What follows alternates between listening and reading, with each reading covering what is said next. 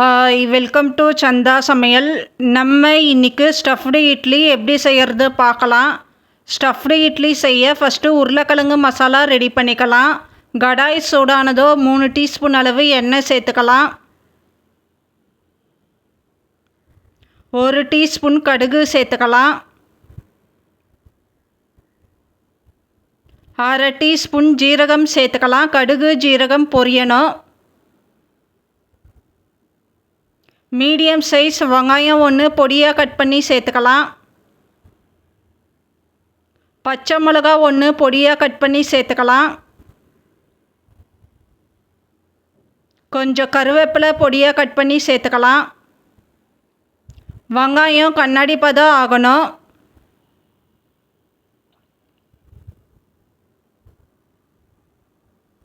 அரை டீஸ்பூன் இஞ்சி பூண்டு விழுது சேர்த்துக்கலாம். இஞ்சி பூண்டு விழுது பச்சை ஸ்மெல் போகணும். 1/4 டீஸ்பூன் மஞ்சத்தூள் சேர்த்துக்கலாம். 1/2 டீஸ்பூன் மிளகாய்த்தூள் சேர்த்துக்கலாம். கொஞ்சம் பெருங்காயத்தூள் சேர்த்துக்கலாம். உருளைக்கிழங்கு மசாலாவுக்கு தேவையான அளவு உப்பு சேர்த்துக்கலாம். உப்பு சேர்த்துட்டு நல்லா மிக்ஸ் பண்ணிக்கலாம். மிளகாய்த்தூள் பச்சை ஸ்மெல் போகணும், வதக்கிக்கலாம்.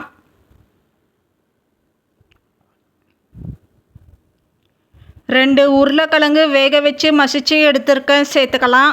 உருளைக்கிழங்கு சேர்த்துட்டு நல்லா மிக்ஸ் பண்ணிக்கலாம். உருளைக்கிழங்குல மசாலா நல்லா மிக்ஸ் ஆகணும், வதக்கிக்கலாம்.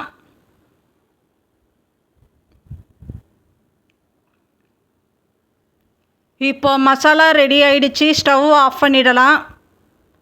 மசாலா ஒரு பிளேட்டுக்கு மாற்றியிருக்கேன், ஆற விடணும். 200 கிராம் கப் அளவில் 1 கப் அளவு ரவை எடுத்திருக்கேன். ரவை கூட 100 மில்லி தயிர் சேர்த்துக்கலாம். மாவுக்கு தேவையான அளவு உப்பு சேர்த்துக்கலாம்.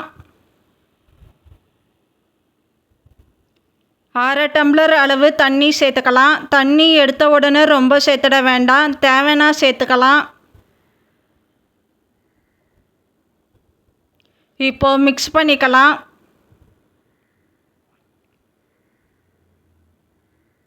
ரொம்ப கெட்டியாக இருக்கிறதுனால இன்னும் கூட தண்ணி சேர்த்துக்கலாம். மொத்தம் 1 டம்ளர் அளவுக்கு தண்ணி சேர்த்து மிக்ஸ் பண்ணி எடுத்துருக்கேன். 1/4 டீஸ்பூன் பேக்கிங் சோடா சேர்த்துக்கலாம். பேக்கிங் சோடா சேர்த்துட்டு நல்லா மிக்ஸ் பண்ணிக்கலாம்.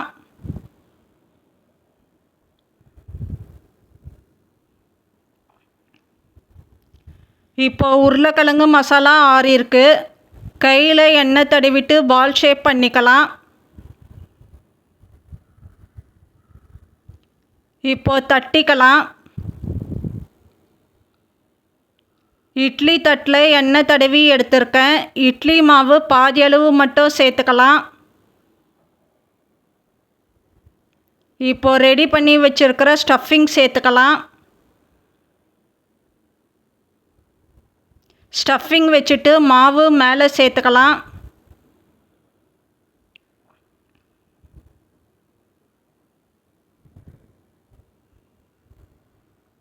இன்னும் கூட கொஞ்சம் மாவு சேர்த்துக்கலாம்.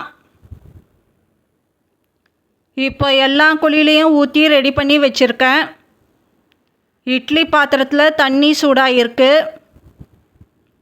இட்லி பாத்திரத்தில் இட்லி பிளேட் வச்சுருக்கேன். மூடி போட்டு வச்சுருக்கேன். 20 நிமிஷம் வேக விடணும். இப்போ இட்லி வெந்திருக்கு. ஆறினதோ ஒரு பிளேட்டுக்கு மாற்றிக்கலாம். இப்போ நமக்கு ஸ்டஃப்டு இட்லி ரெடி ஆயிடுச்சு. இந்த சேனல் பிடிச்சிருந்தால் லைக் பண்ணுங்கள், ஷேர் பண்ணுங்கள், சப்ஸ்கிரைப் பண்ணுங்கள்.